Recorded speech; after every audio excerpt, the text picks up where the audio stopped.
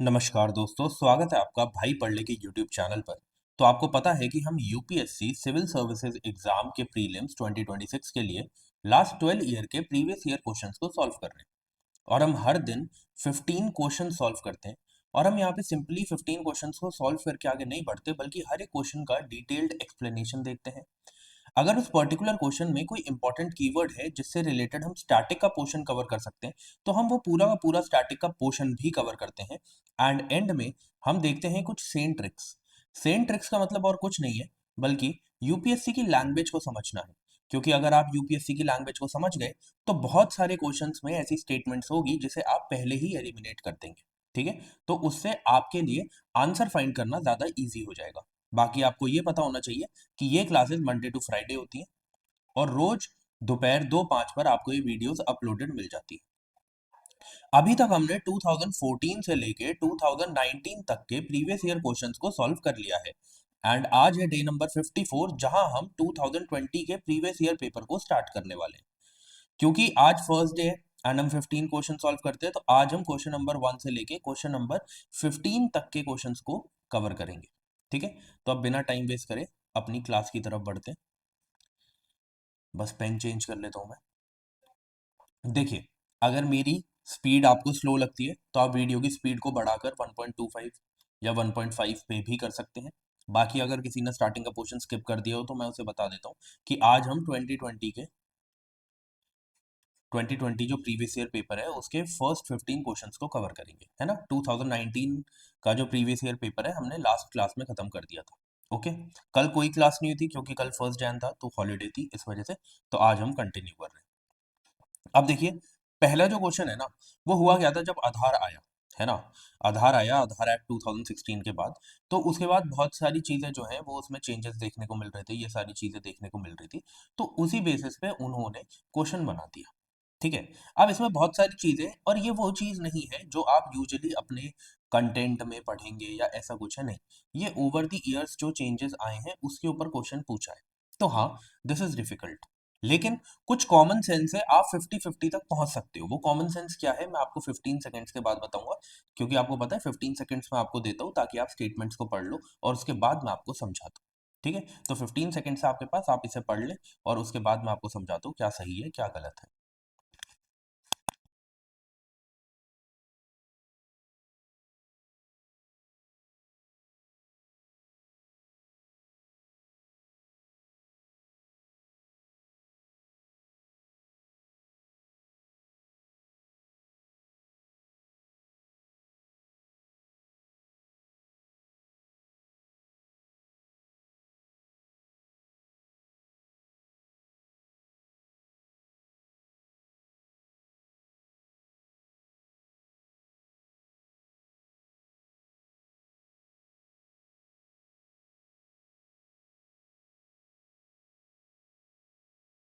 चलिए देखिए, अब देखो आपने चारों स्टेटमेंट्स को पढ़ा होगा।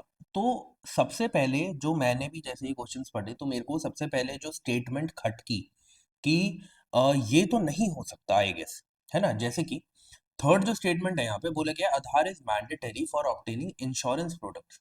मतलब इनका मतलब है कि आप कभी भी कोई भी प्रोडक्ट ऐसा लेना जा रहे हैं जिसके लिए आपको इंश्योरेंस लेनी है, तो फिर आपको मैंडेटरी है कि आप आधार कार्ड दिखाएंगे, ऐसा नहीं होता है। ठीक है, इसके लिए बिल्कुल भी मैंडेटरी नहीं है। आप अपनी इसे तो डेली लाइफ से ही सॉल्व कर सकते थे। डेली लाइफ में आप देखते हैं कि आप किसी चीज की इंश्योरेंस लेने जा रहे हैं, तो क्या उसमें आधार कार्ड मैंडेटरी होता है कि आधार कार्ड आपको देना ही देना है। लाइसेंस मान सकते हैं, ठीक है, कि लाइसेंस अगर वो बोलते कि दिखाना है, तो एक मतलब कि आपको देखोगे सेट ऑफ आपके पास डॉक्यूमेंट्स है जो आप दे सकते हो। तो आधार मैंडेटरी नहीं होता, है ना। तो ये हम अपने डेली लाइफ से ही इसे सॉल्व कर सकते थे, एलिमिनेट कर सकते थे। तो हमारे पास तो दो ऑप्शन वैसे ही कम हो गए थे। अब 50-50 तक जब पहुंचे, उसके बाद फिर वही बात है, नॉलेज तो सबसे ज्यादा इंपॉर्टेंट है, नॉलेज के बिना कुछ होगा नहीं। तो एक्चुअली हुआ क्या कि ये जो Aadhaar metadata can not be stored for more than 3 months नहीं था, मोर देन 6 मंथ्स था। ठीक है, तो यहाँ पर वो थोड़ा सा खेल गए थे आपके साथ कि उन्होंने डेटा में प्रॉब्लम कर दी। उन्होंने यहाँ पर 3 मंथ्स कर दिया, जबकि एक्चुअल में इट वॉज 6 मंथ्स। ठीक है, ये गलत हो गया। उसके बाद आप वैसे ही आंसर तक पहुंच गए जब ये भी एलिमिनेट हो गया, है ना। आज के पेपर में 2025 2024 के एग्जाम पेपर्स में ऐसे करना क्वेश्चन को मुश्किल है। बट हाँ, हम यूपीएससी की लैंग्वेज को समझ सकते हैं कि इस तरीके से वो स्टेटमेंट को गलत करते हैं। जैसे उन्होंने यहाँ पर डेटा के साथ खेला है। उन्होंने क्या किया, अब हमेशा डेटा के साथ नहीं खेलते, मैंने आपको बताया बहुत सारे डेटा हमने प्रीवियस टाइम पे देखे हैं जो ठीक भी हैं, लेकिन अगर वो किसी डेटा को गलत करते हैं ना, तो वो बहुत एक्सट्रीम बनाते हैं। जैसे इन्होंने इधर जो मंथ्स अवेलेबल थे जिसमें उन्हें स्टोर करना था, उससे एकदम आधे मंथ्स लिखे हैं। मतलब वो जब भी डेटा गलत करते हैं तो वो डेटा को एक्सट्रीम बनाने की कोशिश करते हैं, ठीक है। तो ये दोनों स्टेटमेंट्स गई, मतलब 2 और 4 जो है वो करेक्ट है। कंसोलिडेटेड फंड ऑफ इंडिया से जब फंड्स निकलते हैं मतलब किसी सब्सिडीज के लिए निकल रहे हैं, है ना, कोई बेनिफिट्स जो हैं या सर्विसेज जो हैं जो पब्लिक तक पहुंचानी है उनके लिए निकलते हैं। तो अगर उन पब्लिक जो वो पब्लिक है अगर उसको उसका फायदा उठाना है उन बेनिफिट्स का, ठीक है, बेनिफिट्स कह रहा हूँ, उन सब्सिडीज का या उन सर्विसेज का, तो उनको क्या करना पड़ेगा, उन्हें आधार कार्ड से अपनी वेरिफिकेशन देनी होगी, ठीक है, अपने आप को वेरीफाई करवाना होगा आधार कार्ड दिखा के। तो ये चीज एकदम ठीक है, ठीक है। State cannot enter into any contract with private corporations for sharing of Aadhaar data. ये बिल्कुल करेक्ट बात है, क्योंकि देखा क्या गया है कि जो प्राइवेट कॉर्पोरेशंस है वो डेटा को सेल कर देते हैं दूसरी कंपनीज को। क्यों? उससे उन्हें पैसा मिलता है, क्योंकि डेटा जो है न्यू पावर है इस न्यू वर्ल्ड में। तो इस वजह से तो उस टाइम पर सुप्रीम कोर्ट ने यही बोला था कि स्टेट के लिए ये मैंडेटरी है कि वो जितना भी डेटा अपने पास रखे और किसी भी प्राइवेट कॉर्पोरेशन को ना दे, और उसी वजह से ये क्वेश्चन पूछा गया था। अब यही चीजें हैं, यही सेंस बनानी है, कैसे बनती है ये, करंट अफेयर्स करके। करंट अफेयर्स में इन सारी चीजों को मैं बहुत ही ध्यान से देखता हूँ प्रीवियस ईयर क्वेश्चंस में, और फिर उसके ऊपर क्वेश्चंस लेके आता हूँ करंट अफेयर्स के, है ना, जो आपको कहाँ पे मिल जाएंगे, जो आपको मिल जाएंगे प्लेलिस्ट में, है ना, यूट्यूब की प्लेलिस्ट में आपको मिल जाएंगी करंट अफेयर्स। आप वहां पे जाके कर सकते हैं। आप कहीं और से भी करंट अफेयर्स अगर पढ़ रहे हैं तो बहुत अच्छी बात है।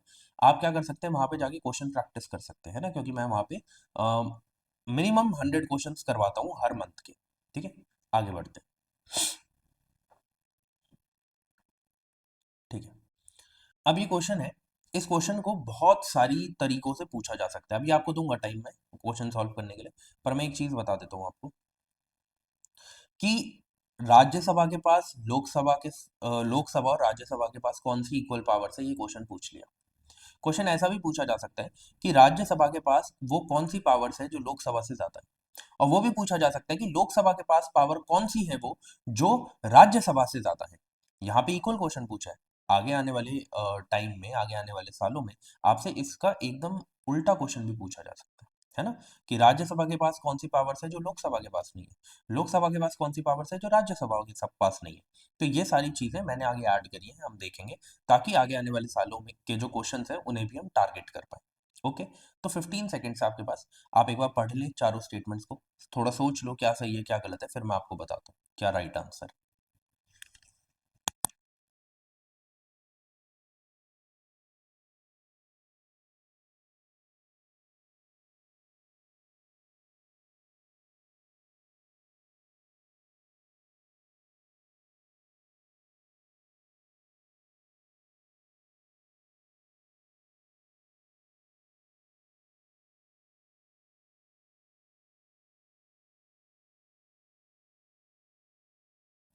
चलिए, इतना टाइम बहुत था। अब देखिए, ये जो ऑल इंडिया सर्विसेज बनाने की जो पावर है, क्या ये राज्यसभा और लोकसभा की इक्वल है? नहीं, बिल्कुल भी नहीं। ये किसकी ज्यादा है, अभी आगे हम देखेंगे। अमेंडिंग द कॉन्स्टिट्यूशन, बिल्कुल, जब भी कॉन्स्टिट्यूशनल अमेंडमेंट बिल आता है तो उसमें क्या होता है, आपको देखने को मिलता है कि जहां पर भी इंट्रोड्यूस हुआ है वो दोनों सभाओं में पास होना चाहिए, तभी वो एक एक्ट बनेगा, है ना। तो ये तो बिल्कुल ठीक बात है कि इसमें दोनों के पास इक्वल पावर्स है। रिमूवल ऑफ गवर्नमेंट, ये तो लोकसभा की पावर है ना। गवर्नमेंट जो फॉर्म हुई है मेनली आप देखेंगे लोकसभा में हुई है, तो अब उसे हटाने का जो क्राइटेरिया है, उसकी जो पावर है वो भी किसके पास है, लोकसभा के पास है ना।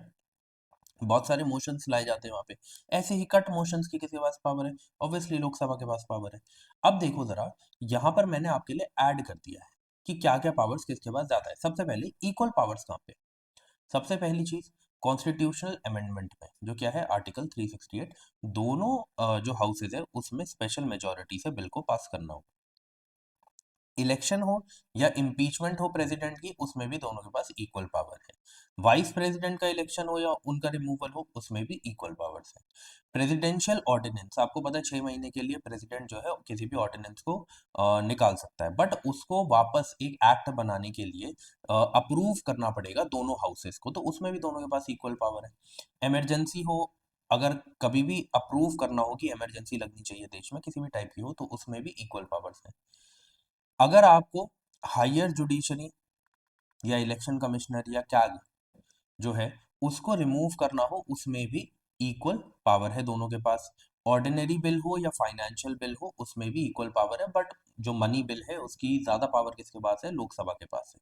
ठीक है, उसके पास उसमें राज्यसभा के पास कोई पावर नहीं है। उनके पास बस इतनी पावर है कि वो रिकमेंडेशंस दे सकते हैं, बट माने या ना माने ये भी लोकसभा के ऊपर है। ओके। सुप्रीम कोर्ट जो है या यूपीएससी की जो ज्यूरिस्डिक्शन है, सुप्रीम कोर्ट की जो ज्यूरिस्डिक्शन है, यूपीएससी की जो ज्यूरिस्डिक्शन है, उसको अगर बढ़ाना हो, ये भी किसके पास पावर है? दोनों के पास इक्वल पावर है। लोकसभा कहाँ पे डोमिनेट कर रहा है मेनली? आपको जो देखने को मिलता है वो मिलता है मनी बिल में या कट मोशंस में, नो कॉन्फिडेंस मोशंस में। ठीक है, इन सारी जगह पे क्या है, इन सारी जगह पे लोकसभा जो है वो डोमिनेट करता है। तो ये लिखा है can only originate in Lok Sabha, Rajya Sabha has limited power. Money bill की लिमिटेड पावर क्या है? रिकमेंडेशन दे सकते हैं, 14 दिन के अंदर अगर पास नहीं करते तो उसे अपने आप पास मान लिया जाएगा, है ना। तो इनके पास बहुत ही लिमिटेड पावर है। नो कॉन्फिडेंस मोशन, मैंने फिर बोला नो कॉन्फिडेंस मोशन गवर्नमेंट के अगेंस्ट निकलता है, तो गवर्नमेंट के अगेंस्ट निकल रहा है तो कहाँ निकलेगा? लोकसभा में। ठीक है, तो इस वजह से रिस्पॉन्सिबल टू लोकसभा। वहीं पर अब राज्यसभा के पास कौन सी एक्स्ट्रा पावर्स है? राज्यसभा के पास जो पावर्स है ऑल इंडिया सर्विसेज की है, जो ऑप्शन नंबर ए में दिया गया था ऊपर, है ना। तो जो क्रिएट करनी है न्यू ऑल इंडिया सर्विसेज, उसकी ज्यादा पावर किसके पास है? राज्यसभा के पास है। वहीं पे पार्लियामेंट को ऑथराइज करना to legislate on state list subjects, ये भी किसके पास ज्यादा पावर है? ये भी पावर जो है वो राज्यसभा के पास ज्यादा है। क्यों? क्योंकि आप इस बात को समझो कि स्टेट लिस्ट पर अगर कोई भी लॉ बनाना है, स्टेट लिस्ट पे कोई भी अगर आपको लॉ बनाना है, तो मतलब आप स्टेट सब्जेक्ट पे लॉ बना रहे हैं। ठीक है, स्टेट सब्जेक्ट पे लॉ बनाने का राइट किसका है? स्टेट का। बट अगर फिर भी सेंटर को लगता है नहीं, this is important for national security, या फिर समझो कि नेशन के लिए इंपॉर्टेंट है, तो उस टाइम पे बिल्कुल सेंटर जो है वो स्टेट के लिए लॉ बना सकता है। बट उसकी जो ऑथराइजेशन है वो कहाँ से होके जाएगी? राज्यसभा से होके जाएगी। इनके ऑथराइजेशन के बिना कुछ भी नहीं हो सकता। तो ये चीजें हैं जहां पर लोकसभा डोमिनेट कर रहा है, एक जगह पर राज्यसभा डोमिनेट कर रहा है, और जो ये जगह है वहां पे दोनों के पास इक्वल पावर्स है। तो ये सब आपको पता होना चाहिए। आगे बढ़ते हैं, आगे आने वाले सालों में आपको क्वेश्चंस देखने को मिल सकते हैं। अब ये जो स्कीम है आपको यहाँ पे देखने को मिल रही है, ये है एमपी लैट्स। ठीक है, member of parliament local area development scheme. अब ये एक स्कीम से क्वेश्चन आपसे पूछ लिया गया है। ठीक है, अब क्या है कि ये स्कीम बहुत पहले आई थी। ठीक है, कोई सेंस नहीं था इसका कि 20 साल हो गए या 15 साल हो गए, ऐसा कोई सेंस नहीं था। ठीक है, but the thing was that कि ये उस टाइम पर न्यूज में थी, इस वजह से ये क्वेश्चन पूछा गया। क्योंकि यहाँ पर जो एलोकेट किए जा रहे थे फंड, उनका ढंग से यूज नहीं हो पा रहा था, ऐसी एक रिपोर्ट आई थी। तो इस वजह से ये स्कीम उस टाइम पे न्यूज में थी, इस वजह से पूछ लिया गया। तो हर एक चीज सेंस बनाती है। इसी वजह से मैं बोल रहा हूँ आप करंट अफेयर्स के जो सेशंस हैं उनके क्वेश्चंस को बिल्कुल करिए। ठीक है, उससे आपको पता चलेगा कि हाँ जो हम करंट अफेयर्स पढ़ रहे हैं वो रेलेवेंट भी है या नहीं है। ठीक है, अब देखो आपके पास 15 नहीं, इसके लिए आपको 20 सेकंड दे रहा हूँ, थोड़ा बड़ा है समझने के लिए भी है। उसके बाद हम कंटिन्यू करते हैं क्या सही है क्या गलत है। ठीक है, यू हैव 20 सेकंड्स नाउ।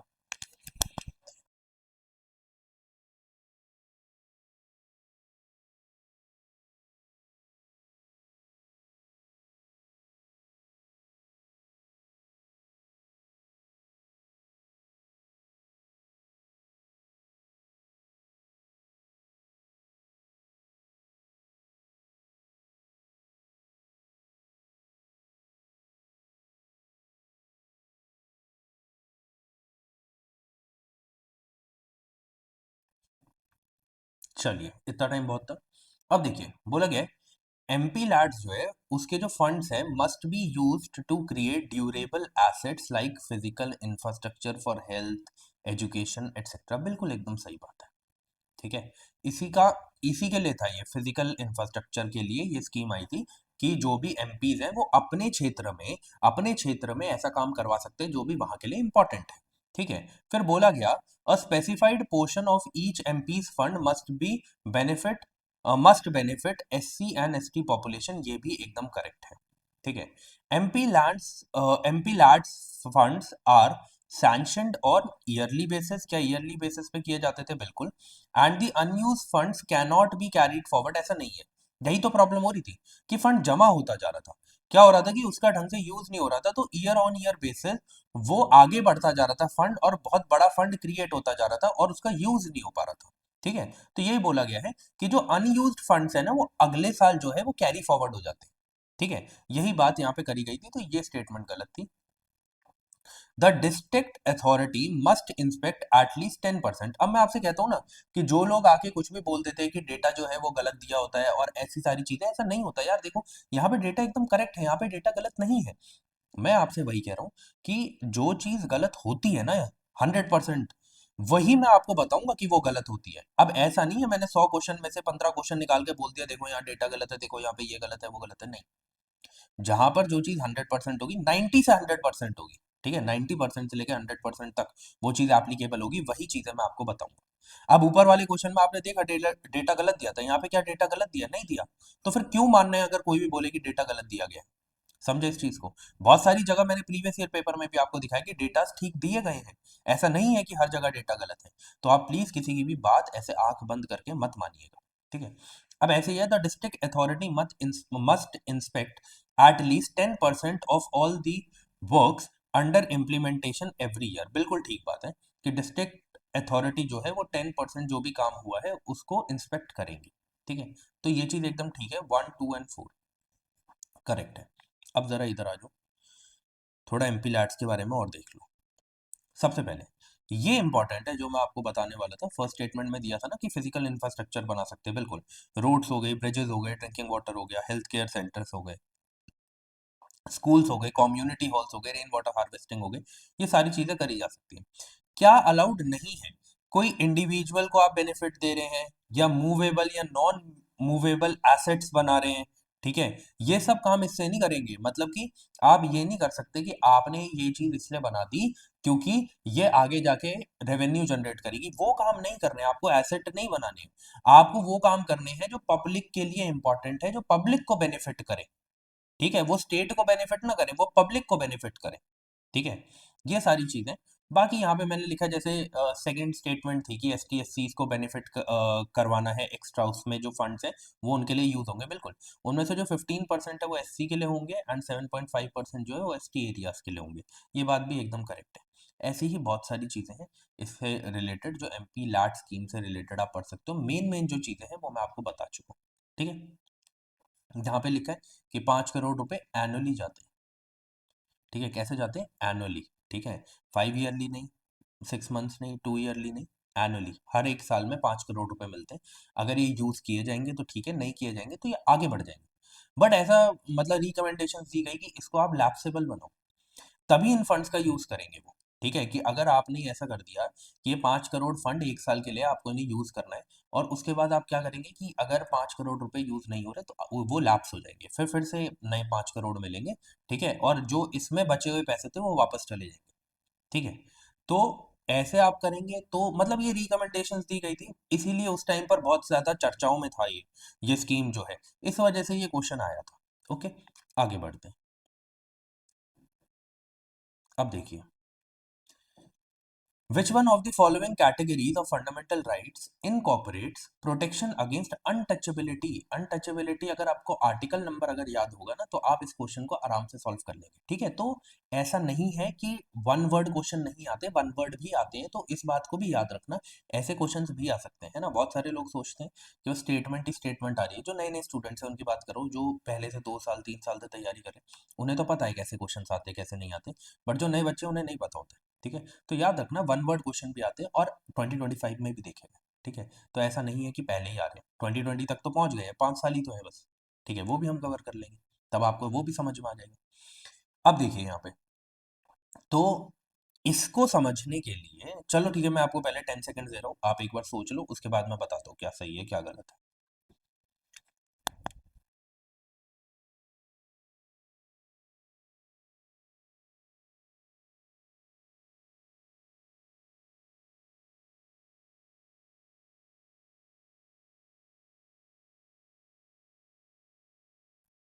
देखिए, ये जो है अनटचेबिलिटी, जो है कि इसको हमें रोकना है, अनटचेबिलिटी को प्रोटेक्शन देनी है against untouchability as a form of discrimination.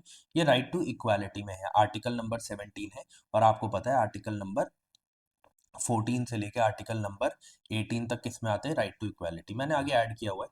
देखो, एक चीज बता देता हूँ आपको, ये हम पढ़ चुके हैं प्रीवियस ईयर पेपर में, राइट टू फ्रीडम भी हम पढ़ चुके हैं।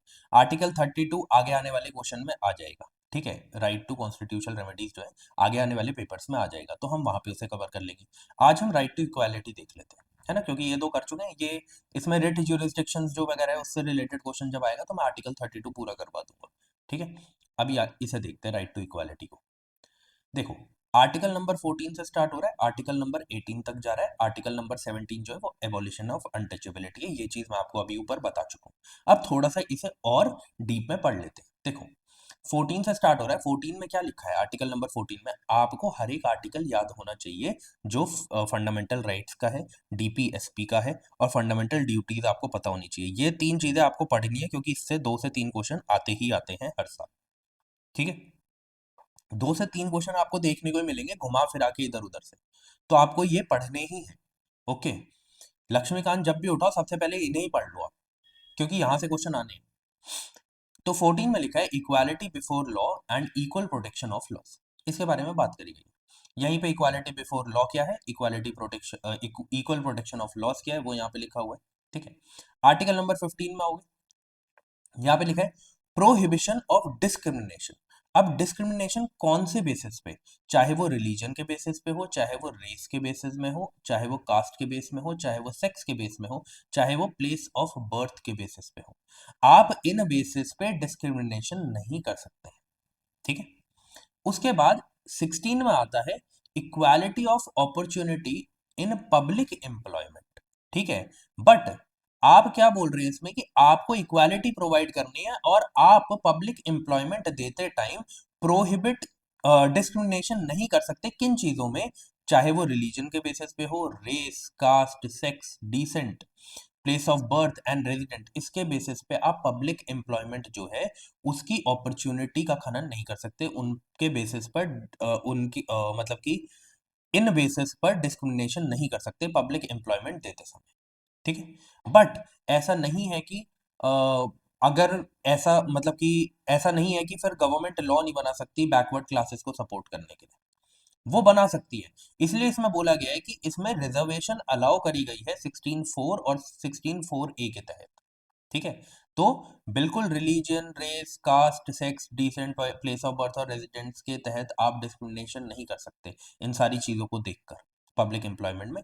बट ऐसा नहीं है कि जो मतलब कि बैकवर्ड क्लासेस है उनको सपोर्ट करने के लिए आप उसमें रिजर्वेशंस नहीं देंगे, ऐसा कुछ नहीं है। इसके लिए अलग से आर्टिकल 16(4) और 16(4)(a) है, ठीक है। ये बात समझना, मैं क्यों 16(4) और 16(4)(a) बोल रहा हूँ, क्योंकि अगर क्वेश्चन सिर्फ आर्टिकल 16 से आ गया ना बन के, तो वो ऐसा ही आएगा कि रिजर्वेशन कहाँ दी गई है, कौन कौन से बेसिस पे आप डिस्क्रिमिनेट नहीं कर सकते हैं, ये चीज आप याद रखना, ठीक है।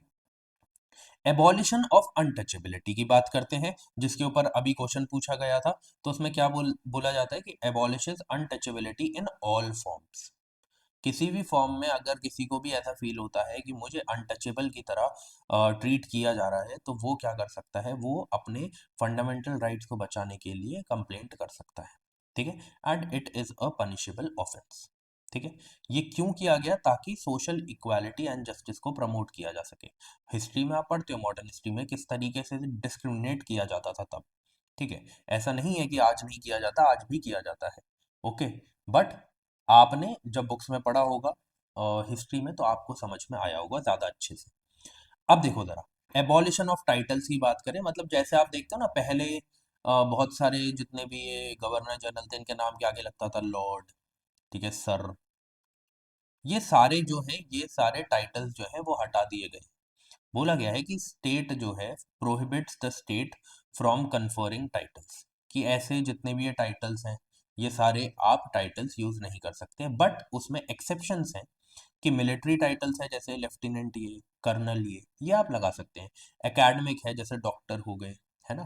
और ऐसे जितने भी मतलब कि प्रोफेशन से रिलेटेड, एकेडमिक प्रोफेशन से रिलेटेड जितने भी टाइटल्स है वो लगा सकते हैं, बट आप ऐसे टाइटल्स नहीं लगा सकते कि आप लोगों को दिखा रहे कि आप उनसे ऊपर है ना। Bar citizen from accepting foreign titles, आप फॉरेन टाइटल्स को भी एक्सेप्ट नहीं कर सकते। करना भी है तो आप प्रेसिडेंट की परमिशन लेके कर सकते हैं, बट ऑब्वियसली वो एक लंबा प्रोसीजर है तो बहुत मुश्किल होता है।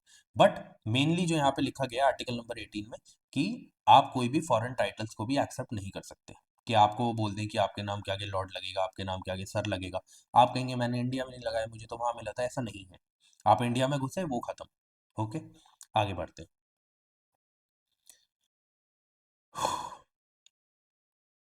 In India, separation of judiciary from executive is enjoined by, very important question। एक आर्टिकल अगर आपको याद हो, अगर मैंने वो बता दिया तो आपको पता चल जाएगा किसमें, तो अभी नहीं बताऊंगा, बट कर लो आप, 10 सेकेंड से आपके पास, उसके बाद बताता हूँ कौन सा आर्टिकल है।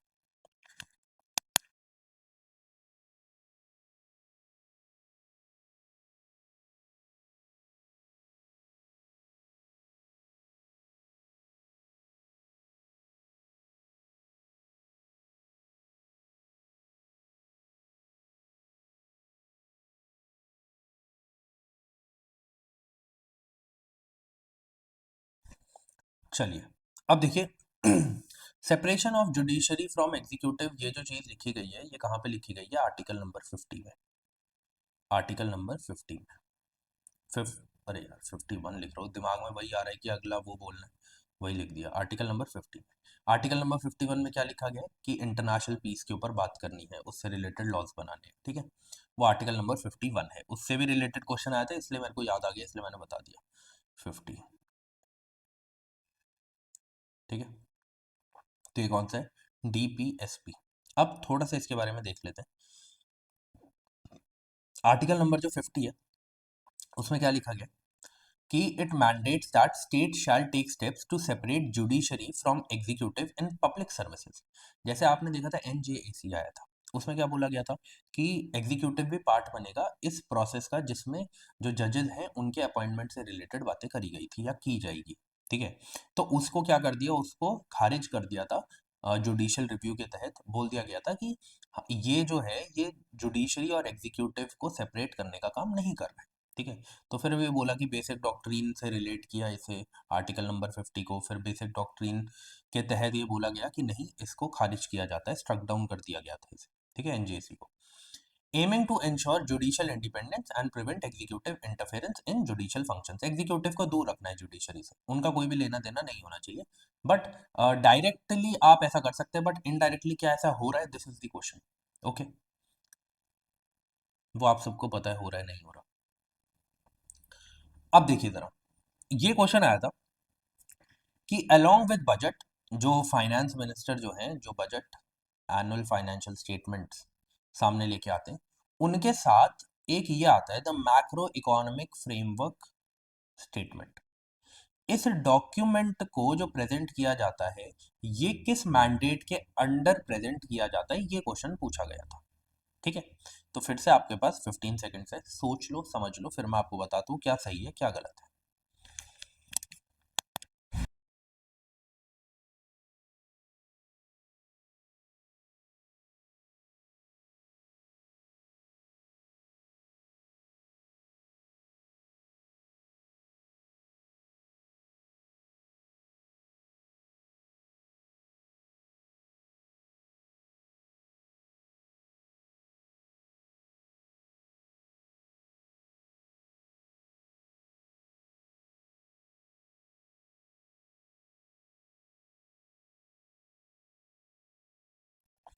चलिए, अब देखिए जरा, एक्चुअली ये जो the macro economic framework statement है, ये प्रेजेंट करी जाती है by the mandate of provision of F R B M act 2003 के तहत। ये क्या है इसके बारे में जरा हम पढ़ लेते हैं। देखिए, ये एक लीगल मैंडेट है, F R B M act 2003, जो फिजिकल डिसिप्लिन से रिक्वायर जो से रिलेटेड जो डॉक्यूमेंट है उन्हें क्या करता है, सामने रखता है। ठीक है, इसमें क्या होता है, इसमें जीडीपी ग्रोथ से रिलेटेड बात होती है, फिस्कल बैलेंस हो गया, एक्सटर्नल सेक्टर बैलेंस हो गया, providing economic assumption for the budget. मतलब कि नाम देखो क्या है, मैक्रो। तो ये मैक्रो लेवल पे जो सारी चीजें हैं उनसे रिलेटेड बात करते हैं। पर्पस क्या है, ensures parliament and public and the public understand the government's economic strategy. ठीक है, कि पब्लिक को समझाने के लिए कि गवर्नमेंट किस इकोनॉमिक स्ट्रैटेजी को फॉलो कर रहे हैं मैक्रो लेवल पर, उसके लिए ये मतलब कि निकाला जाता है, ये जो पर्टिकुलर फाइल्स हैं या मैं बोलूँ कि जो डॉक्यूमेंट है वो निकाला जाता है। ठीक है, और क्या है जो इस बजट के साथ हमें देखने को मिलते हैं, एक मिलता है, जब एक मैक्रो लेवल पे मिल रहा है तो एक मीडियम लेवल पे भी मिलेगा, मीडियम टर्म फिस्कल पॉलिसी, एक फिस्कल पॉलिसी स्ट्रैटेजी स्टेटमेंट देखने को मिलती है। ठीक है, और ये जो दोनों हैं ये भी FRBM एक्ट 2003 के तहत ही हमें देखने को मिलते हैं, ये उससे मैंडेटेड है। ठीक है, आगे बढ़ते हैं, इतना इंपॉर्टेंट क्वेश्चन नहीं है बट हाँ, ये तब आपको समझ में आ जाता अगर आपसे बजट का पेज पढ़ रहे होते ना, कि क्या क्या आता है, क्या क्या दिया गया है, क्या क्या दिया गया, क्या क्या दिया गया, तो भी आप इस क्वेश्चन को सॉल्व कर देते। ठीक है, क्योंकि उसमें ये लिखा गया है the macro economic framework statement mandated bye FRBM act 2003, उसमें ही लिखा गया सामने। तो इस वजह से क्वेश्चन पूछ लिया गया है, उन्होंने सोचा होगा, पूछ देखते हैं कि ये बजट को खोल के देखते भी हैं या नहीं देखते, या फिर किसी के नोट्स पढ़ लेते हैं बस, है ना तो वो ये देखना चाह रहे थे, इसलिए मैं कहता हूँ हमेशा ऑफिशियल सोर्सेज से पढ़ो। बहुत सारी चीजें जो है आप सिर्फ देख के आगे निकलते हैं ना जब, तो आपको तभी याद हो जाती है, नोट्स में यूजुअली ये चीजें प्रोवाइडेड नहीं होती। ओके, अब देखो, a constitutional government by definition is a, अब देखो इस क्वेश्चन के लिए टाइम देना तो टाइम की बर्बादी है ना। तो ये बोला गया कॉन्स्टिट्यूशनल गवर्नमेंट क्या होती है, देखो कॉन्स्टिट्यूशनल गवर्नमेंट वो होती है जो कॉन्स्टिट्यूशन की वजह से लिमिटेड होती है, जो कॉन्स्टिट्यूशन की वजह से लिमिटेड होती है, जहां पर गवर्नमेंट की जो पावर है, ऐसे लिख देता हूं, power of government is defined and कंस्ट्रेन्ड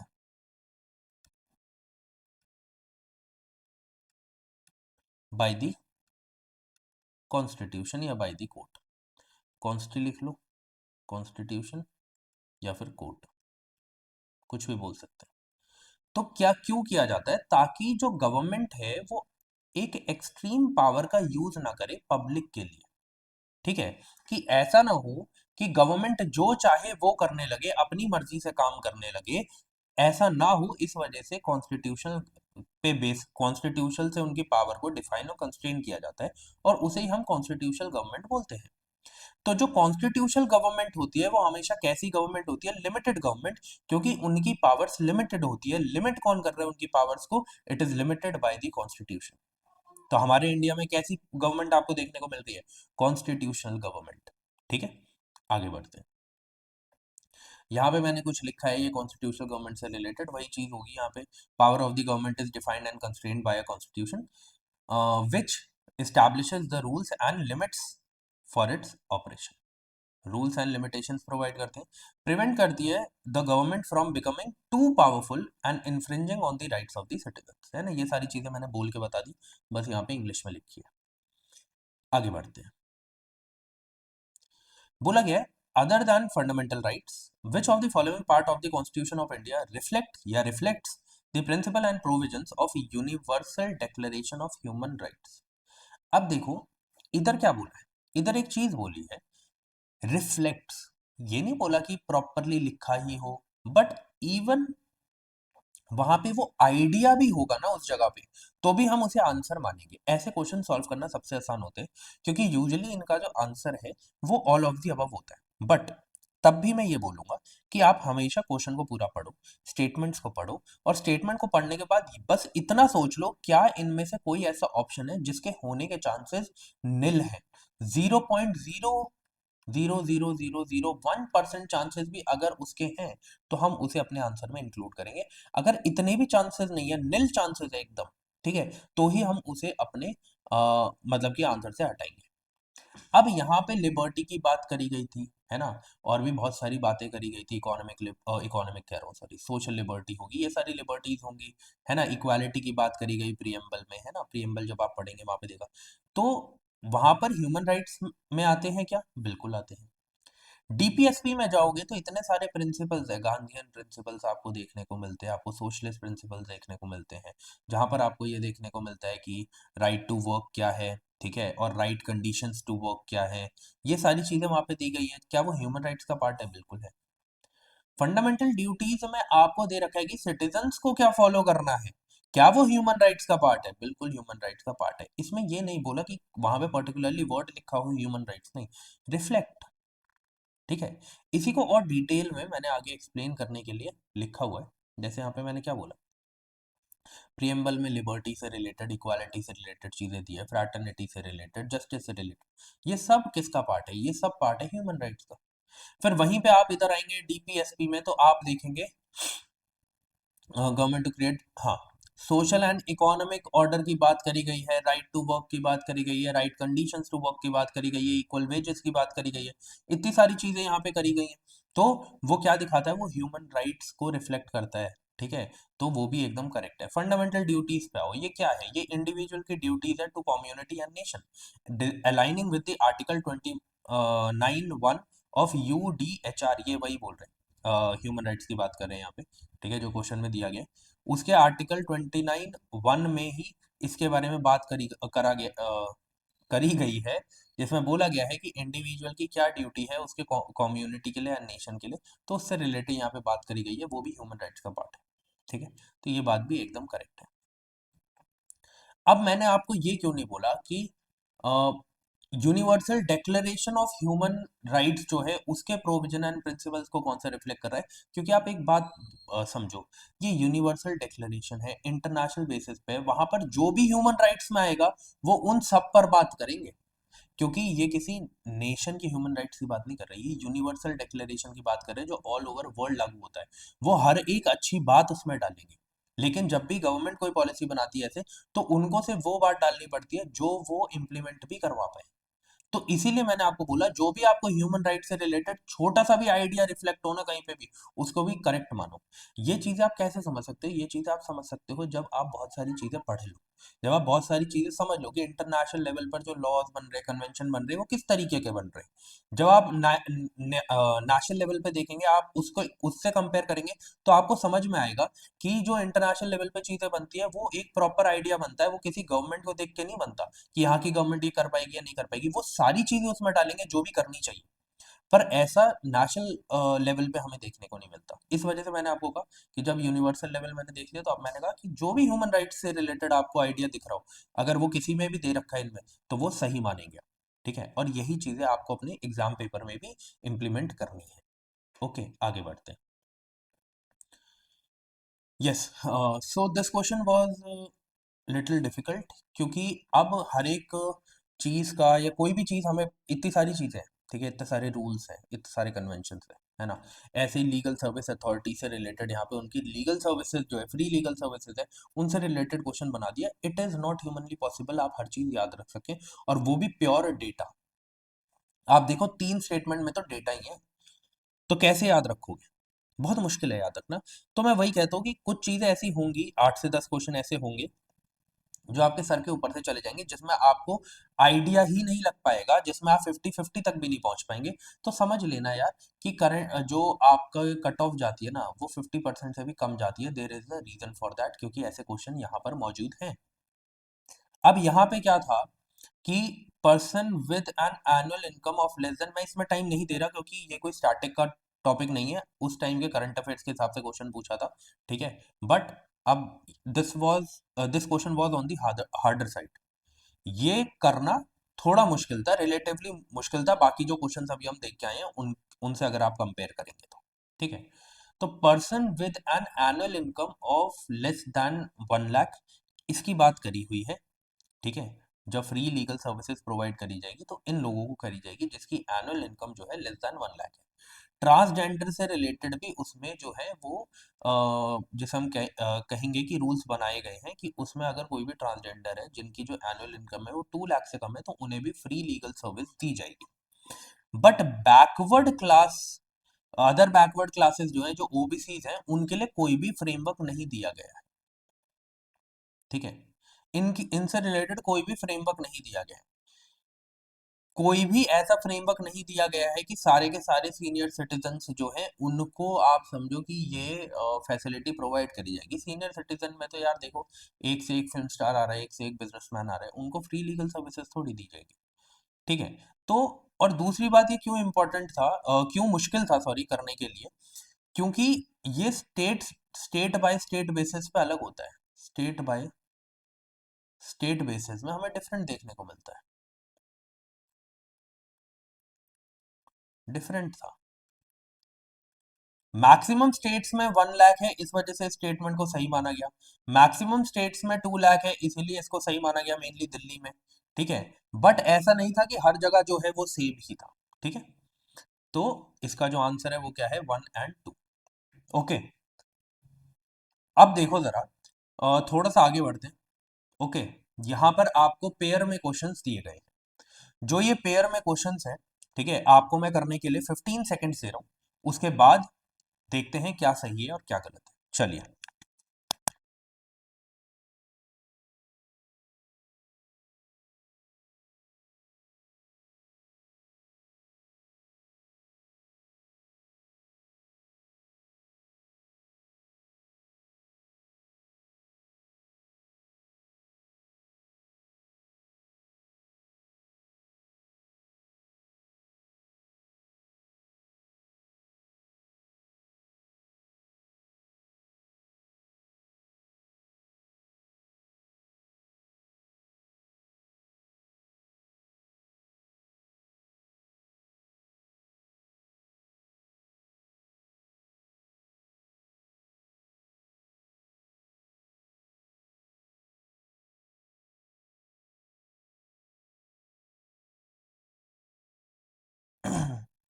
चलिए।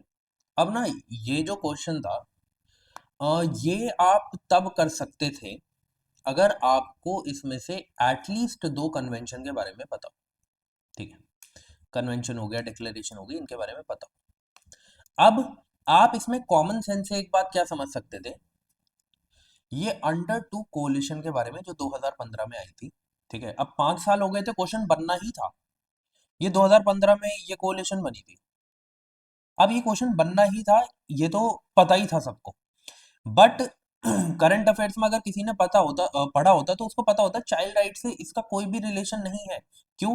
अंडर टू यार, वो आपको याद है 1.5 डिग्री सेल्सियस और 2 डिग्री सेल्सियस से कम हमें टेम्परेचर को रखना है। तो अंडर टू ये वो वाला टू है। ठीक है। ऐसे आप याद कर सकते थे इसे। ठीक है। ये गलत हो गया। जैसे ये गलत होता ना, वैसे ही आपके दो ऑप्शन तो वैसे ही खल्लास हो जाते। फिर उसके बाद आप आते हैं द हेग कन्वेंशन। अब आपको पता है हेग कन्वेंशन बहुत बड़ा कन्वेंशन है ना। इसमें बहुत सारी चीजें आती हैं। तो इस वजह से हो सकता है कि आप उस टाइम पर कंफ्यूज होते हैं कि क्या ठीक है क्या गलत है, चलो इसे छोड़ दो। ठीक है। फिर एल्मा एटा डिक्लेरेशन, इससे भी रिलेटेड आप चीजों में कंफ्यूज रहते हैं क्योंकि ये यूजुअली हमें देखने को नहीं मिलती। अ, ताला नोआ डायलॉग जो है उससे रिलेटेड भी आप कंफ्यूज रहते। तो ऐसे क्वेश्चन को कैसे करना है, देखो आप ऐसे क्वेश्चन को तभी कर सकते हो जब आपने करंट अफेयर्स पढ़ी हो। करंट अफेयर्स पढ़ के आप 50-50 तक पहुंच गए हो, अब आप थोड़ा सा आइडिया लगा सकते हो क्या सही है क्या गलत है। ओके। तो इसलिए मैं कहता हूँ कि करंट अफेयर्स पढ़ना बहुत इंपॉर्टेंट है। ठीक है। क्वेश्चन आपको डायरेक्ट चाहे देखने को मिले या ना देखने को मिले, पर किसी ना किसी रूप में वो आपको किसी ना किसी स्टेटमेंट या पेयरिंग क्वेश्चन में आपको देखने को मिलते हैं। इसलिए मैं आपसे कह रहा हूँ, जो भी आपको अगर क्वेश्चन की प्रैक्टिस करनी है, आप सेशन दिया गया है वहां पर प्लेलिस्ट में, आप उसे जाके कर सकते हैं। ठीक है। मैं ये तभी तक बोल सकता हूँ जब तक आपका एग्जाम नहीं हो रहा है। उसके बाद तो फिर क्या रह जाता है, फिर रह जाती हैं आशाएं कि पहले कर लिया होता तो बढ़िया रहता। ठीक है। अब देखो जरा, पहले मैं आपको पढ़ा देता हूँ ये क्या है क्या नहीं है, उसके बाद हम आंसर पे चल जाएंगे। आंसर तो हमें पता है, सी हमारा करेक्ट आंसर है। ठीक है। पर हम पहले ये पढ़ लेते हैं। 1978 में एल्मा एटा डिक्लेरेशन आई थी। ये पब्लिक हेल्थ से रिलेटेड बात करती थी। किससे रिलेटेड बात कर रही है? पब्लिक हेल्थ से रिलेटेड ये बात कर रही थी। और इसका जो मतलब की ऑब्जेक्टिव था वो ये था कि हेल्थ फॉर ऑल, जो मतलब कि एक इसका ऑब्जेक्टिव था। ठीक है। इसका एम था कि सबको हेल्थ जो है वो प्रोवाइड करनी है, एक हेल्दी लाइफस्टाइल प्रोवाइड करना है, पब्लिक हेल्थ के लिए हमें काम करना है। ठीक है। हेल्थ केयर हमें प्रोवाइड करना है, वो भी कौन सा? प्राइमरी। ठीक है, आपको पता है सेकेंडरी टर्शरी भी होते हैं, बट इधर प्राइमरी की बात करी गई। ओके, तो पहली स्टेटमेंट हमारी करेक्ट थी, जो हमें दे रखा था कि health care of the people से रिलेटेड इस डिक्लेरेशन में बात करी गई है, एकदम सही है। द हेग पे चलते, द हेग बहुत बड़ा कन्वेंशन था, उसमें सब कुछ दिया गया था, बट क्या उसमें बायोलॉजिकल एंड केमिकल वेपन से रिलेटेड चीजें दी गई थी? नहीं, बिल्कुल नहीं। द हेग पे आइए, refers to several international treaties originating from peace conference in the Hague 1899 में और 1907। इसमें क्या हुआ था, लॉ सेट करे गए थे वॉरफेयर के लिए, plus numerous other agreements like those for protecting cultural heritage और governing adoptions and child abduction, all establishing international cooperation on specific legal issues particularly concerning war conduct, human rights and family members। क्या कहीं पर भी biological and chemical weapons की बात करी गई? बिल्कुल नहीं करी गई। ठीक है, तो ये चीज एकदम भी ठीक नहीं थी, तो ये हो गया गलत।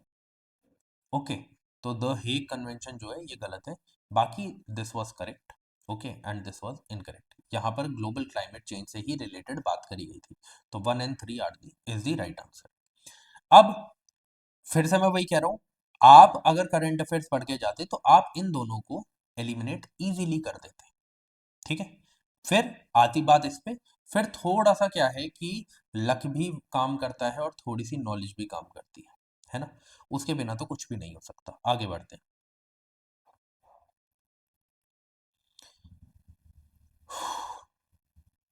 बट ये है ना, अब क्या करना, जब मैंने यहाँ पे जैसे ये चारों चीजें लिख ली, आपको पता है भाई पढ़ लेके टेलीग्राम चैनल पे आपको पीडीएफ मिल जाएगी, आप उसके बाद ना ये चीजें पढ़ लेना। हो सकता है यार, आप देखो 10 साल हो गए, मैं करंट अफेयर्स में ही वैसे करवाऊंगा अंडर टू कोalition के बारे में, बट आप भी अपनी तरफ से क्या करना, जब आपको पता है 10 साल पूरे हो चुके हैं, तो आप इस कोalition के बारे में पढ़ लो। क्या पता अब सिंगल लेवल पे, या मैं बोलूँ कि मेनली अंडर टू कोalition पे ही क्वेश्चन बना दिया जाए, फिर क्या करेंगे आप? तो इसीलिए प्रीवियस ईयर पेपर्स में जो चीजें दी गई है ना, उसको आप थोड़ा डिटेल में पढ़िए। मैं आपके लिए चीजें प्रोवाइड कर रहा हूँ, नो डाउट, बट अगर आपको लगता है कि नहीं, एक बार मैंने पढ़ लिया, इतनी चीजें मुझे पता हो गई हैं, इससे ज्यादा पता करना है, तो आप बिल्कुल करिए। ठीक है, ये आपका काम होना चाहिए। Okay, a parliamentary system of government is one in which. Parliamentary system of government क्या होती है? मैंने आगे सारी चीजें प्रोवाइड करी है आपको। ठीक है, बट मेनली इस क्वेश्चन में बहुत ही सिंपल चीजें पूछी गई थी, है ना? और ये चीजें जो है ये आपको गलत नहीं करनी है, यहाँ से ही आपको नंबर लेके जाने हैं। मैं हमेशा कहता हूँ, आप काम करिए अपने कोर सब्जेक्ट पे, जितने भी कोर सब्जेक्ट्स हैं उन पे काम करिए। आपने अगर कोर सब्जेक्ट्स पे काम कर लिया, तो आपके एग्जाम को क्लियर करने के चांसेस बढ़ जाते हैं। करंट अफेयर्स बहुत अनप्रिडिक्टेबल है, क्या पता आपने इतनी बड़ी किताब पढ़ ली, कुछ भी ना आए।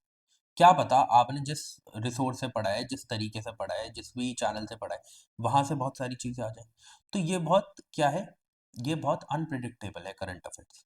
तो इसीलिए आप इस पे काम करिए कि ये नंबर तो कहीं नहीं जाने चाहिए, क्योंकि ये तो अनप्रिडिक्टेबल सबके लिए है, पर ये किसी के लिए अनप्रिडिक्टेबल नहीं है। ठीक है, तो ये अगर स्ट्रांग है ना आपका, तो आप कॉन्फिडेंस के साथ एग्जाम में जाके बैठेंगे। ओके, प्रीवियस ईयर पेपर्स आप कर रहे हैं, आप वैसे ही बहुत सारे लोगों से बहुत आगे हो चुके हैं। क्यों? क्योंकि आपने बहुत सारी चीजें वो सीख ली हैं, यूपीएससी की लैंग्वेज को सीख लिया है, यूपीएससी कैसे स्टेटमेंट्स को गलत करता है ये सीख लिया है, तो अब चीजें आपके लिए रिलेटिवली इजी हो जाएंगी। ओके, तो अब देखिए, ये पार्लियामेंट्री सिस्टम ऑफ गवर्नमेंट है, 10 सेकंड 0 पढ़ लो सब कुछ, और उसके बाद हम देखते हैं क्या सही है क्या गलत है।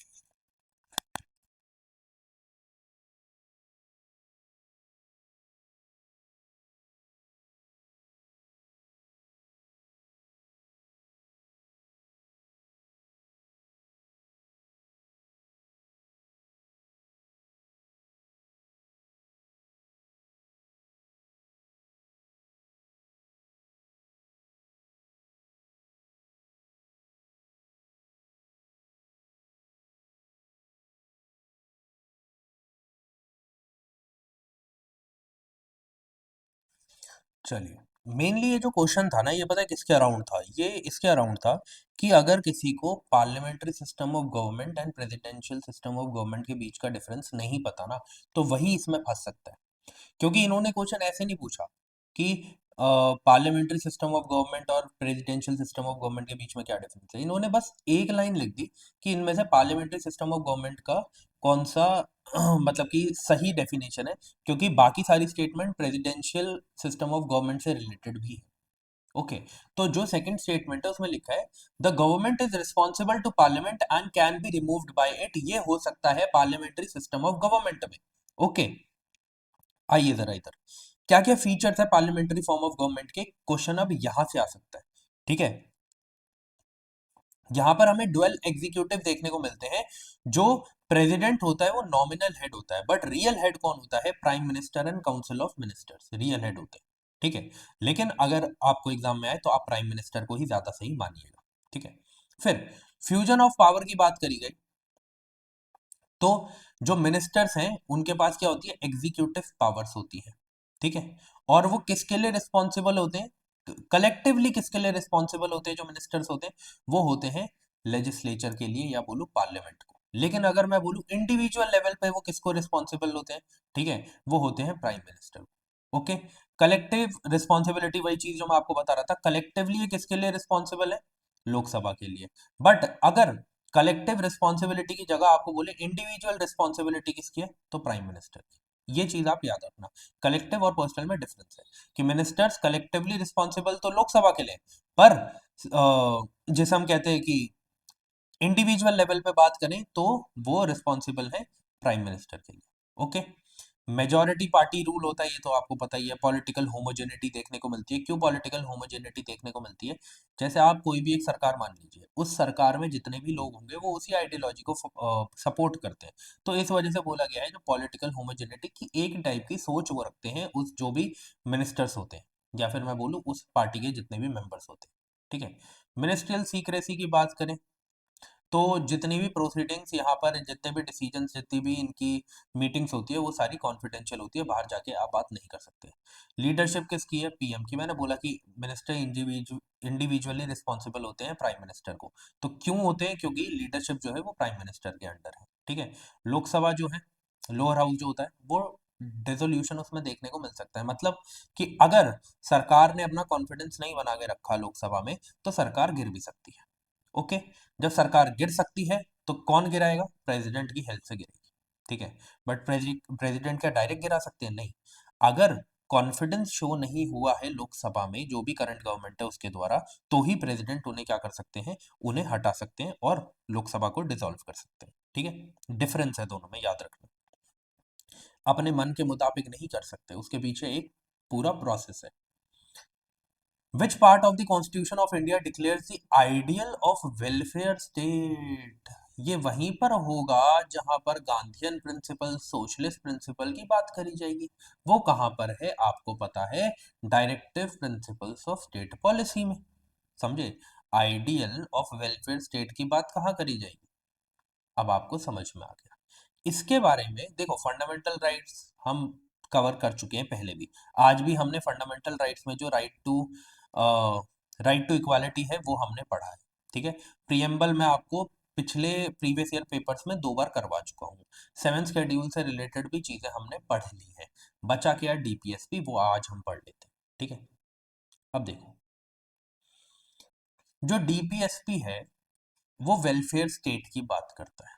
ठीक है, नॉन जस्टिसिएबल है, मतलब आप उसे एनफोर्स नहीं कर सकते कोर्ट में जाके आप बोले कि मेरा तो डीपीएसपी जो है वो हार्म हो रहा है या उसे फॉलो नहीं किया जा रहा है। ठीक है, तो ऐसा नहीं है कि कोर्ट उसे एनफोर्स करेंगे लाइक फंडामेंटल राइट्स की। आप रिट ज्यूरिसडिक्शन के तहत चले गए सुप्रीम कोर्ट में कि मेरा फंडामेंटल राइट जो है वो हार्म हो रहा है, तो आप फंडामेंटल राइट्स में ऐसा कर सकते हैं क्या, आप डीपीएसपी को लेकर ऐसा कर सकते हैं, नहीं आप ऐसा नहीं कर सकते। ये हमारे जिसे हम कहते हैं कि हमारे कॉन्स्टिट्यूशन की गुड वैल्यूज है जिन्हें स्टेट को इनकॉर्पोरेट करना है अपनी लॉज और पॉलिसीज बनाते टाइम। ठीक है, इस वजह से इन्हें कॉन्स्टिट्यूशन में रखा गया है, but they are not justiciable. Okay, ये कॉन्शियंस है किसकी, कॉन्स्टिट्यूशन की, जो मैंने अभी बोला। ठीक है, गाइड फॉर पॉलिसी, वही मैंने बोला कि जब भी गवर्नमेंट पॉलिसीज बनाएगी, कोई लॉज बनाएगी, तो इनको मद्देनजर रखते हुए उन्हें बनाना पड़ेगा। ठीक है, उसके एग्जांपल्स भी मैंने आगे ऐड करे हैं जो जो हुआ है आज तक। जुडिशियल इंटरप्रिटेशन में ये हेल्प करता है, जैसे आर्टिकल नंबर 50 में देखा गया, separation of judiciary from executive. है ना। तो क्या हुआ, जब भी एग्जीक्यूटिव कोशिश करेगा जुडिशरी में घुसने की, तो इस चीज को यूज कर कर, जो आर्टिकल नंबर 50 है, जो डीपीएसपी का पार्ट है, उसको यूज करके क्या बोला जाएगा, उसको यूज करके बोला जाएगा कि नहीं ये हमारे कॉन्स्टिट्यूशन के अगेंस्ट है ना, उसको बेसिक डॉक्ट्रिन से जोड़ के ऐसा बोला जाएगा। ओके। अब देखो, सोशलिस्ट प्रिंसिपल की बात करी जाए, सोशलिस्ट प्रिंसिपल आपको 38 से 43 में कुछ आर्टिकल है उनमें देखने को मिलेगा। देखो, पूरे जो डीपीएसपी है उसमें लिखा नहीं गया कि सोशलिस्ट प्रिंसिपल ये है, गांधीयन प्रिंसिपल ये है, नहीं, ये हमने बनाया। वहां पे तो एक लाइन से सब कुछ लिखा हुआ है, हमने बनाया कि अच्छा ये सोशलिस्ट फीचर्स हैं, अच्छा ये गांधीयन प्रिंसिपल्स हैं, ठीक है। लेकिन वहां पे ऐसा प्रॉपरली लिखा नहीं गया कहीं भी, ये भी याद रखना, ठीक है। 39A, फ्री लीगल एड की यानी इक्वल जस्टिस की यहाँ पे बात करी गई, 42nd अमेंडमेंट से ये ऐड किया गया। 41, आर्टिकल नंबर 41 में जो मैं बता रहा था, राइट टू वर्क की बात करी गई है, एजुकेशन की, पब्लिक असिस्टेंस की। फिर मैं बोल रहा था राइट टू वर्क की कंडीशंस कैसी होनी चाहिए, वो आर्टिकल नंबर 42 में दी गई है, ह्यूमन कंडीशन में। ये मैं ये बातें कहाँ कर रहा था, जब हम वो पढ़ रहे थे कि कहाँ ह्यूमन राइट से रिलेटेड बात करी गई होगी इनमें। तो जब डायरेक्टिव प्रिंसिपल्स उसमें लिखा था, तो मैंने आपको बताया था कि राइट टू वर्क की जहाँ बात करी जा रही है, राइट टू वर्क में कंडीशंस कैसी होनी चाहिए उसकी बात करी जा रही है, तो वो मैं आपको इसलिए ह्यूमन राइट से वो करवा रहा था, कनेक्ट करवा रहा था। आर्टिकल नंबर 43 की बात करें तो लिविंग वेज फॉर वर्कर्स की बात है यहाँ पे, ठीक है, करी गई है यहाँ पे। ऐसे ही गांधीयन प्रिंसिपल्स हैं, गांधीयन प्रिंसिपल्स हैं जो आपको पता होने चाहिए, ये लिबरल इंटेलेक्चुअल प्रिंसिपल्स हैं, ठीक है। बट बात यह है कि हमें बस सारे पता होने चाहिए किसमें क्या लिखा हुआ है। जैसे 44 तो आपको पता ही होना चाहिए, uniform civil code. Article number 50, separate judiciary from executive. Article 51, promote international peace. ये जो है ना, मेनली ये सारे आपको याद होने चाहिए। और जो अमेंडमेंट से एक्ट किए ऐड किए गए हैं ना, वो तो आपको पता ही होना चाहिए, जैसे protect and improve environment.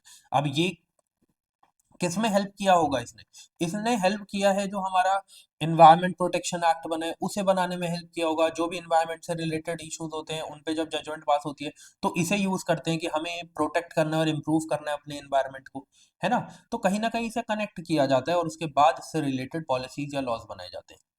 Practical examples क्या है, जो राइट टू वर्क अभी हमने देखा आर्टिकल 41 में, वो मनरेगा स्कीम से आप उसे जोड़ सकते हैं, है ना, कि हर किसी को 100 दिन दिए जाएंगे। अब इसमें चेंज हुआ है, मैं फिर से बोल रहा हूँ, इस स्कीम में चेंज हुआ है, जो मैं आपको करंट अफेयर्स में करवाऊंगा दिसंबर में, ठीक है। मतलब कि जो दिसंबर की करंट अफेयर्स है, जो अभी हम स्टार्ट करने वाले हैं अगले एक हफ्ते के अंदर, उसमें मैं आपको ये करवाऊंगा कि क्या चेंजेस आए मनरेगा में, ठीक है, एमजी नरेगा में। अब देखो जरा, मैटरनिटी बेनिफिट एक्ट जो है, वो आर्टिकल 42 के तहत लेके आए हैं, जो right to work, human condition for work और उनसे रिलेट करके। फिर राइट टू एजुकेशन एक्ट की बात करें तो आर्टिकल 45 में जो दिया गया है उसके तहत, यहाँ पे दिया है ना, early childhood care and education की बात करी गई है, तो राइट टू एजुकेशन एक्ट उसके तहत लाया गया। स्वच्छ भारत अभियान की बात करें तो 48A, 48 क्या है, प्रोटेक्ट एंड इम्प्रूव एनवायरमेंट, उससे कनेक्ट करके ये लाया गया। तो इस तरीके से ये पॉलिसीज, एक्ट्स, लॉज बनाने के लिए हेल्प करता है DPSP, but they are not directly enforceable, याद रखना, ठीक है। आगे बढ़ते हैं। ओके, अब देखिए यहाँ पे दिया है, the constitution of India defines basic. Okay, मैंने आपको ना एक चीज बोली थी प्रीवियस ईयर पेपर में, अब आप उसे 100% तरीके से मान पाएंगे, ठीक है। क्योंकि मैंने आपको क्या कहा था, मैं हर बार बोलूंगा, मैं हर बार बताऊंगा कि जो भी चीज आप यूज कर सकते हैं अपने एग्जाम में, अपने एग्जाम को इजी बनाने के लिए, मैं वो हर चीज बताऊंगा। मैंने आपको बोला था, जब भी कॉन्स्टिट्यूशन ऑफ इंडिया आपको कहीं देखने को मिले, तो आपके कान खड़े हो जाने चाहिए। अब दोनों स्टेटमेंट्स को पढ़ो 15 सेकेंड्स के अंदर, और फिर मुझे बताओ क्या दिया गया है क्या नहीं दिया गया, ठीक है।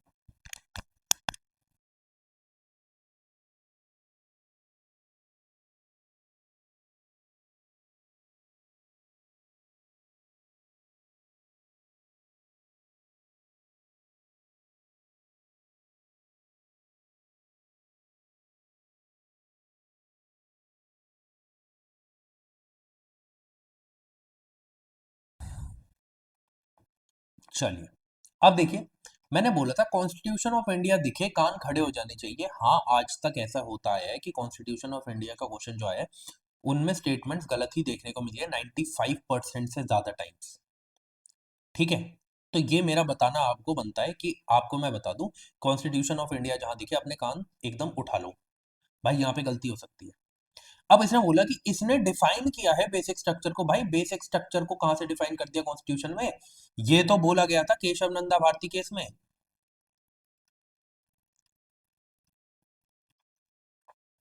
Bharti case, Bharati versus state of Kerala case 1973 में। ये कहाँ कॉन्स्टिट्यूशन ऑफ इंडिया में आया था भाई? बिल्कुल नहीं आया था, ये तो वैसे ही काट दो। ठीक है। Constitution of India provide judicial review to safeguard the citizens liberty and to preserve the ideals on which the constitution is based. भाई साहब जुडिशियल रिव्यू कहीं पर भी नहीं दिया गया कॉन्स्टिट्यूशन ऑफ इंडिया में। ये बहुत सारी जजमेंट के थ्रू पास किया गया था। वेरियस, पास नहीं किया गया था मतलब सुनाया गया था, वेरियस जजमेंट्स।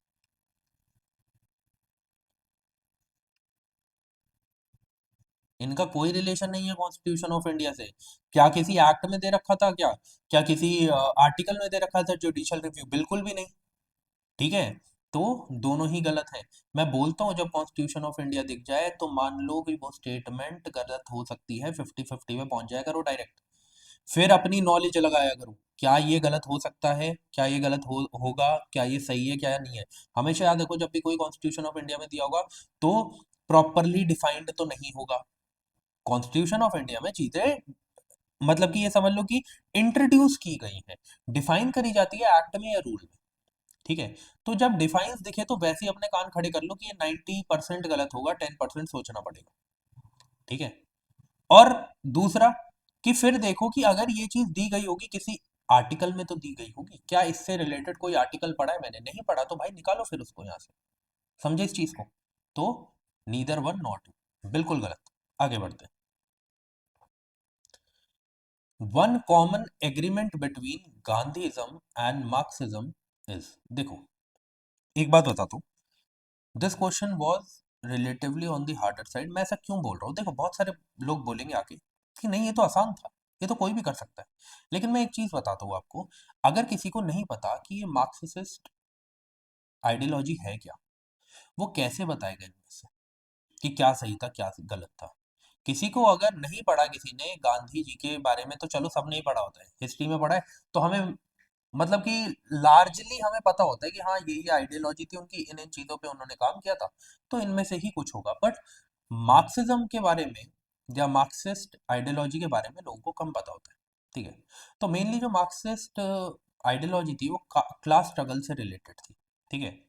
उसका जो मतलब कि ये समझ लो कि उनका जो पूरा का पूरा जो आइडिया था वो था क्लास स्ट्रगल से रिलेटेड, और वो बोलते थे कि इस सबको खत्म करना है, प्राइवेट प्रॉपर्टी को खत्म करना है, मार्क्सिस्ट थ्योरी।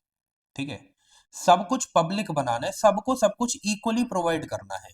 ठीक है। इकोनॉमिक डिटर्मिनिज्म खत्म करना है। ठीक है। ये सारी चीजें जो है कौन बोलता था? मार्क्सिस्ट बोलता था। क्या मार्क्सिस्ट ये बोलता था कि हमें स्टेटलेस सोसाइटी बनानी है? बिल्कुल बोलता था। पर यही गांधी जी भी बोलते थे, इस वजह से ये बोला गया कि कॉमन एग्रीमेंट कौन सा था। इनमें से और कोई चीज गांधी जी नहीं बोलते थे, बट गांधी जी बोलते थे एक स्टेटलेस सोसाइटी होनी चाहिए। तभी गांधी जी ने बोला था कि तुम आईएनसी को बोला था कि अब तुम्हारा काम खत्म हो चुका है, अब तुमने देश आजाद करवा दिया, तुम्हें एज अ पॉलिटिकल जैसे हम कहते हैं कि पॉलिटिकल पार्टी की तरह कंटिन्यू नहीं करना चाहिए। उन्होंने कहा था कि हर एक जितने भी विलेजेस हैं उन्हें पंचायत चला लेंगे, उनके वो आज तक चलाती हुई आई है, वो आगे भी चला लेंगे। ठीक है। उन्होंने यही बोला कि स्टेटलेस सोसाइटी होनी चाहिए, ये गांधी जी का भी कहना था और ये मार्क्सिज्म का भी उनका तो कहना है ही। ठीक है। तो इस वजह से ये तीनों सिर्फ किसका कहना था? ये तीनों कहना था सिर्फ और सिर्फ मार्क्सिस्ट आइडियोलॉजी का। ठीक है। मैंने आगे सब कुछ मेंशन भी किया है। ठीक है कि गांधी जी के लिए क्या चीजें थी, गांधीइज्म क्या था। द स्टेटलेस सोसाइटी, जिसे राम राज्य या सर्वोदय भी बोला जाता था। ठीक है। Is a result of non violence, moral improvement, self governance. ठीक है। And radical decentralisation. Radical decentralisation मतलब क्या है? ये विलेज पंचायत और ये सब अपने आप चला लेंगे भाई साहब, आपको जरूरत नहीं है, ये खुद रेगुलेट कर लेंगे अपने आप को। ठीक है। और मार्क्सिज्म की बात क्या थी? एक स्टेटलेस सोसाइटी होनी चाहिए, जैसे इन्होंने यहाँ पे बात करी। ये एक फाइनल स्टेज है, बस उससे पहले क्या क्या होगा, उससे पहले क्लास स्ट्रगल करने पड़ेंगे। ठीक है। ठीक है, leading to abolition of classes, private property, at which the point at which point the state withers away and it became unnecessary. ठीक है, और जब ऐसा होगा तो स्टेट ही नहीं रहेगी, जब प्राइवेट प्रॉपर्टी ही हट जाएगी, सब कुछ आपको प्रोवाइड किया जाएगा, तो उस टाइम पर क्या आपको देखने को मिलेगा, एक स्टेटलेस सोसाइटी देखने को मिलेगी। ठीक है, क्लासेस को एबॉलिश करना।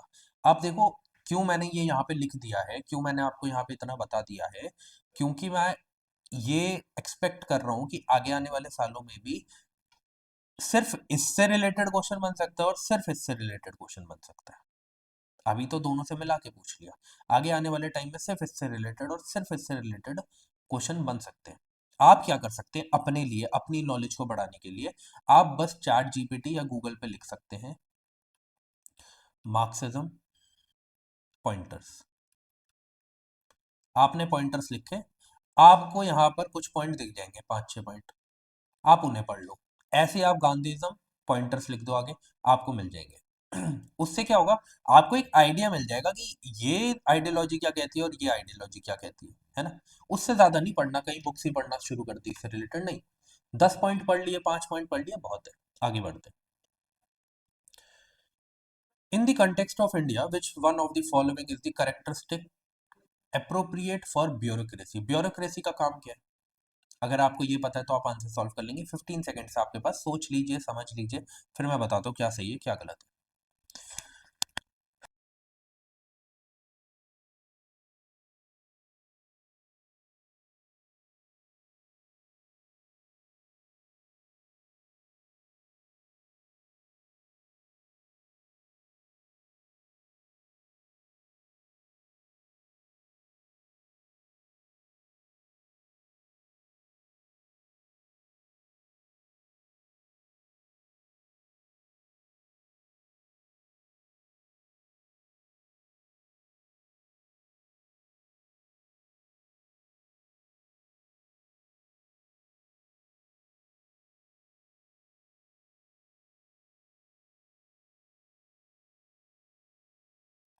चलिए, अब देखिए यहाँ पे लिखा गया है which one of the following is the characteristic appropriate for bureaucracy. Bureaucracy का काम क्या है, पब्लिक पॉलिसीज को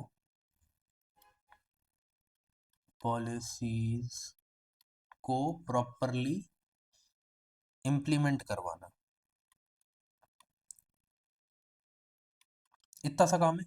कहाँ लिखा है, लास्ट वाले में, an agency for the implementation of public policy, यही काम है उनका। क्या उनका काम ये है कि पार्लियामेंट्री डेमोक्रेसी के स्कोप को वाइडन करना? नहीं। क्या उनका काम है कि स्ट्रेंथन करना फेडरलिज्म के स्ट्रक्चर को? बिल्कुल भी नहीं। क्या उनका काम है कि पॉलिटिकल स्टेबिलिटी और इकोनॉमिक ग्रोथ को फैसिलिटेट करना? नहीं। उनका काम सिर्फ इतना है, जो पॉलिसीज गवर्नमेंट ने बना दी उन पॉलिसीज को अच्छे से इंप्लीमेंट करवाना, इतना काम उनका है। और यही मेन काम होता है, पॉलिसीज बनाना, लॉज बनाना, सब कुछ बहुत इजी है, पर उनका इम्प्लीमेंटेशन ही सबसे इंपॉर्टेंट काम है, सबसे मुश्किल काम है। वही काम किसका होता है, वही काम होता है एक पब्लिक सर्वेंट का, एक ब्यूरोक्रेट का। ठीक है, चलिए, तो आज के लिए बस इतना ही था। बाकी आपको परसों जो है वो एंशंट हिस्ट्री का लेक्चर देखने को मिल जाएगा, जिसमें हम चैप्टर 2 को कंप्लीट करेंगे। ठीक है, प्लस आने वाले 4 से 5 दिन में आपको दिसंबर की प्लेसेस इन न्यूज से रिलेटेड लेक्चर देखने को मिलेगा।